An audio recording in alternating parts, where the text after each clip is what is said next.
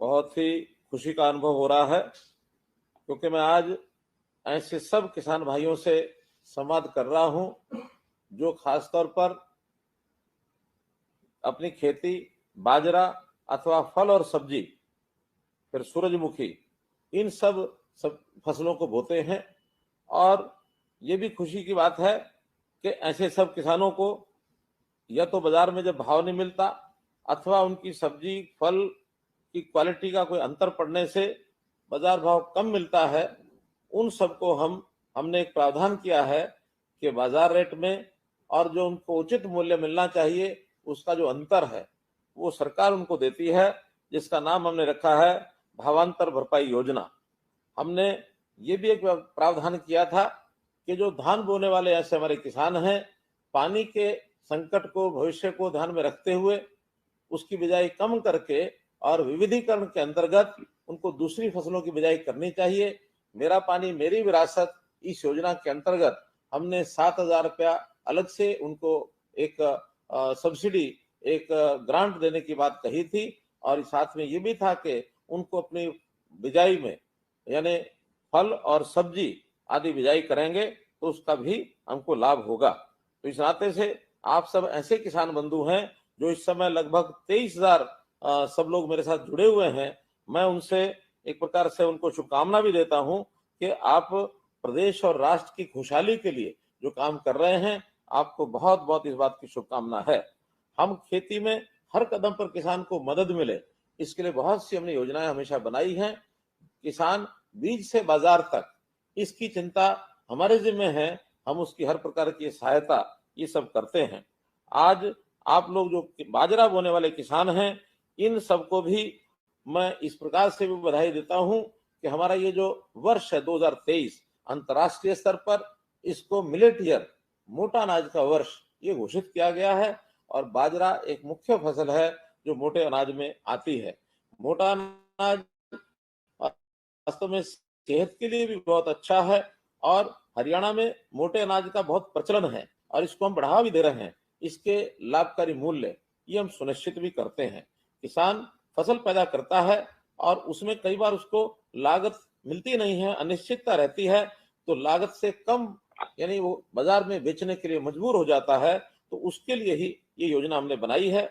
फल और सब्जियों के लिए जनवरी 2018 में हमने योजना बनाई थी। और इसी प्रकार बाजरा के लिए भी खरीफ 2021 की फसल से भावांतर भरपाई योजना ये हमने दी है। और इसका मुख्य कारण जो मुझे जरूर आपके साथ साझा करना चाहिए, हमने 2020 में जब बाजार भाव बाजरे का काफी कम हो गया था, लेकिन हमने बाजार भाव पर अर्थात एमएसपी पर उसको खरीदा, तो राजस्थान के जो हमारे पड़ोस के प्रदेश के बाजरे के किसान थे, उन्होंने किन्हीं किन्हीं तरीकों से वहां बाजरा ना बेच करके हरियाणा में बेचना शुरू किया। हमारे पास बाजरे की अधिकता हो गई और बाजरे की अधिकता के कारण से हमको बाजार में सस्ते भाव में बेचना पड़ा, क्योंकि खाने के लिए जो बाजरा है वो 4 से 6 महीने ही लिया जा सकता है काम में, अन्यथा उसकी गुणवत्ता ये कम हो जाती है। तो उद्योगों में बाजरे का उपयोग भी सीमित है। बाजरा मुर्गी का जो एक प्रकार से उन फार्मों को जो जरूरत होती है फीड के नाते, वो बहुत कम भाव पर बिकता है। तो उस परिणाम स्वरूप हमको 825 करोड़ रुपए का घाटा हुआ।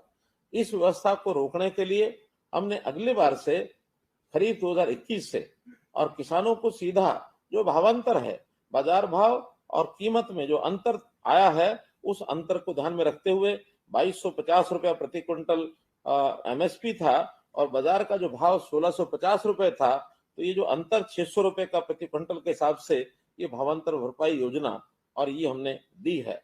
और इसमें 2,42,000 किसानों को लगभग 440 करोड़ रुपए की राशि और ये हमने उनको दी है।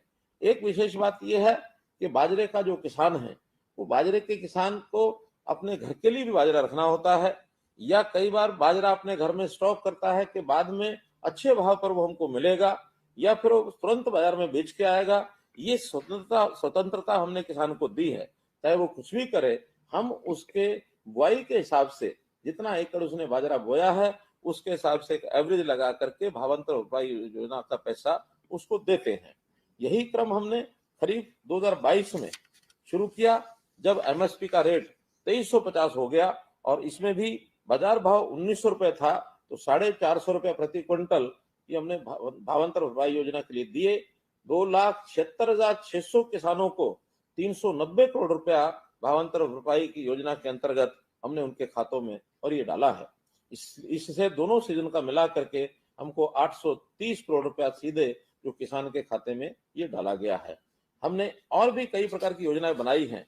बाजरे की बजाय यदि दलहन तिलहन ये खेती लोग करते हैं, उसमें भी अलग से 4,000 रुपया प्रति एकड़ ये उनको दिया जाता है, ताकि दलहन तिलहन की जो हमारी आवश्यकता है देश की तेल आदि की, उसको हम पूरा कर सकें और इस दलहन और तिलहन में हमारा देश, हमारा प्रदेश आत्मनिर्भर बने, इसलिए इस योजना को हमने लागू किया है।